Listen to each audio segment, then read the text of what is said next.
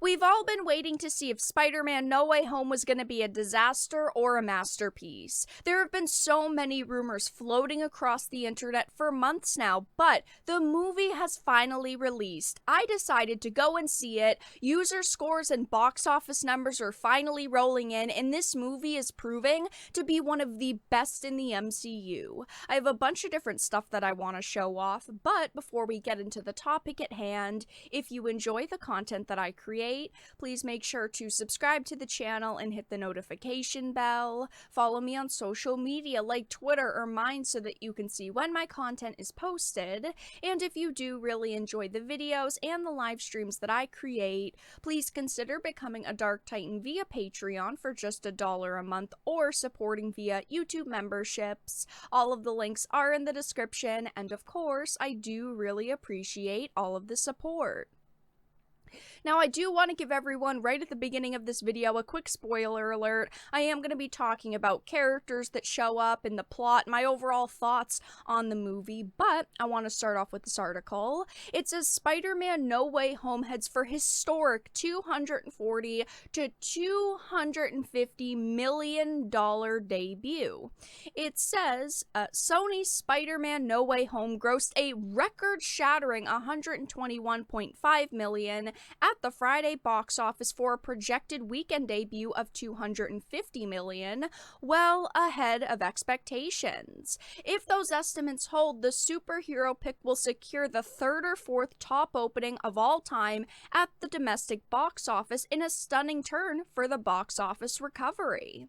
Friday's gross was the second biggest opening day of all time in North America and the biggest for December. Now, when it comes to Spider-Man No Way Home, I did decide to go and see it in theaters. I did support it. So my ticket sale was part of this record-shattering $121 million on Friday. I thought that this movie was absolutely fantastic. I thought it was really good, really solid. Once we get into some of the reviews and after this article, I will give my full thoughts, but it says No Way Home is the first film in the COVID era to zoom past 100 million in its domestic launch, and due to the sort of business a successful tentpole enjoyed before the pandemic struck almost 2 years ago, and until now the biggest opening was roughly $90 million. Clearly movies are headed back to the way they were, and a movie like Spider-Man is exceeding expectations. Clearly people are showing up. I know my local theaters were all basically sold out. I struggled to actually find a seat when I wanted to go and see it. Before I had bought the tickets online, I was looking at theaters, and everywhere was sold out. When I went to the theater, it was a full crowd, everyone was there, and everyone seemed to really like the movie. It says the Sony and Marvel movie is buoyed by a coveted A+ cinema score, a huge showing in IMAX theaters, and unheard of exit scores, including a recommended score of 91%. It says the list of top domestic openings is led by Endgame, followed by Infinity War, The Force Awakens, The Last Jedi, and Jurassic World. But it says while No Way Home is a much-needed win, Hollywood would feel much better if the wealth was spread around. A lot of other movies at the box office are doing terribly right now and have been doing terribly, like Nightmare Alley, West Side Story. All of these movies are completely failing, while films like Spider-Man are exceeding expectations. Now, when it comes to No Way Home, this movie was very good. I told myself I'd wait for the full cast list to be revealed. Once I knew all of the Spider-Men were in it, I would buy a ticket and support it, and I did. As soon as it was confirmed that Tobey Maguire and Andrew Garfield were in it, I bought my ticket. I supported this movie because it sounded like it was going to be exactly what fans wanted. I was super excited to see the three Spider-Men together kicking ass, to see all of these awesome villains in a massive battle, to see how they were going to wrap up Tom Holland's Spidey story, and it was just really well done. The pacing for this movie was really great because you had a good balance of a lot of action, yet also really emotional moments, and nothing felt too slow or drawn out. The cast of characters was great, the story was solid, and overall, it was just a good movie. When I want to go and see superhero films, this is what I expect. I expect this action, this emotional draw, a solid story, great characters. This movie was just really, really good. One thing I really loved about it was that it gave closure to the other Spider-Man movies. So it was more than just another MCU action film where you're continuing the story of these characters. It had the depth, the fan service. It felt like the end of a trilogy, but the beginning of a new chapter for Spider-Man. It overall was a really good movie, and I don't want to give these types of movies absolutely rave reviews, because we know while one movie might be absolutely fantastic, the movies following will probably be mediocre. They'll probably be 6, 7, 8s, but I do want to give this movie like a 9 out of 10. And these are the current Rotten Tomatoes scores for it. It is doing absolutely great. It's got a 94% critic score and a 99% audience score. Like I said, I think that a giant reason why this is getting such high scores is because the other Spider-Men are in it and the villains are in it. You've got a wide array of cast and characters. You've got that fan service. You've got that nostalgia factor while also continuing a story in such a good way. Even Endgame and Infinity War do not beat the scores of this movie, but I wanted to just go into some of the reviews, tell you all what audiences are thinking about it. It's already got thousands upon thousands of reviews, and you're not going to find a negative review in sight. 5 out of 5s everywhere. It was great, literally everything I wanted and more. They really brought it home. It was amazing. Definitely watch. Best Marvel movie to date. So happy with how the movie turned out, and my son went crazy enjoying it. Go see it, not later, go. It one of the best movie and theater experiences I've had in a long time. I cried, laughed, and the joy I got watching this masterpiece of a movie was indescribable and unfathomable. A 12 out of 10. I will definitely be going back to see it again. Lots of people saying it's the best movie of 2021. This movie will have you in a roller coaster of emotions, and it's the best Spider-Man movie ever.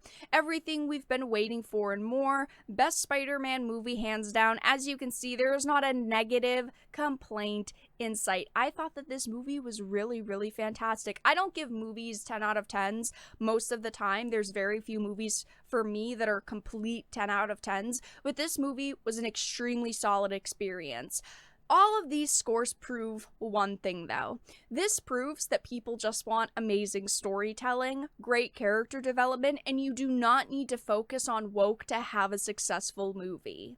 Marvel has been so focused on what they can push into movies that they've forgotten to give us good stories and characters, and this movie did that, which is why it's successful. They tried to release Eternals, and the general plot wasn't bad, but when you got into the dialogue and the narratives they're pushing, and the gender and race swaps, you didn't get that good experience. You can tell clearly that they didn't do it for entertainment. They made it so they could go, look at us, we can do diversity too. And Black Widow, it was about female empowerment, and Scarlett Johansson herself said it made statements on the hashtag #MeToo and Believe Women movements, but this film didn't do any of that.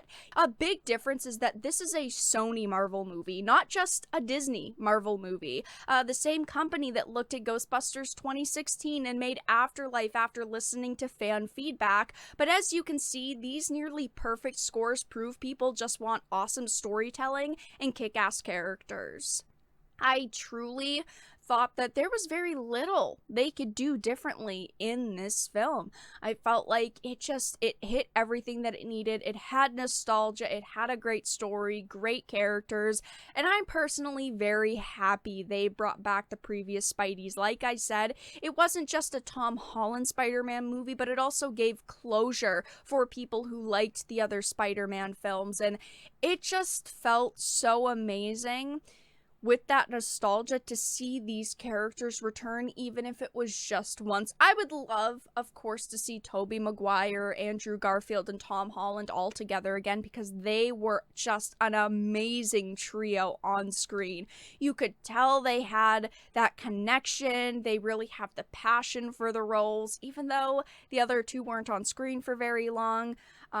I'm definitely gonna go back and watch the other movies that they were in and then watch this after and just see the story in all of its glory. I'm so happy that they decided to go in this direction because, again, they weren't confirmed. We didn't know if they were going to be in it, and if they hadn't been in it, I truly think the scores for this film would be abysmal because people would be so disappointed because we basically got baited the past few months. They were saying, no, we're not in it. Why would we be in it? We didn't sign anything for it. If we're in it, haha, we don't know about it. They did a good job at keeping it a secret, unfortunately, until all of the leaks were put on the internet.